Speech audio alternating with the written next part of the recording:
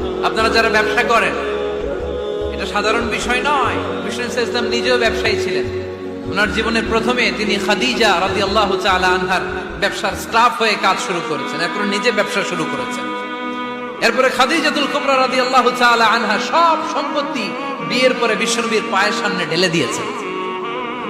বললেন, ইয়া রাসূলুল্লাহ, এই সম্পদ আমি আপনাকে দিয়ে দিলাম, আপনি ইচ্ছামতো দিনের প্রয়োজনে খরচ করেন। সুবহানাল্লাহ পড়েন। এজন্য বিষ্ণু ইসলাম আমাদের জন্য উপমা, আব্দুর রহমান ইবনে আউফ আমাদের জন্য উপমা।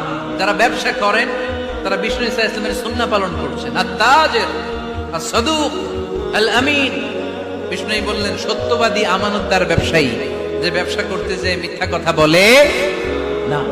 অনেক ব্যবসায়ীরা আছে পণ্য চালানোর জন্য মিথ্যা কথা বলে আর কসম কাটে, আছে না নাই?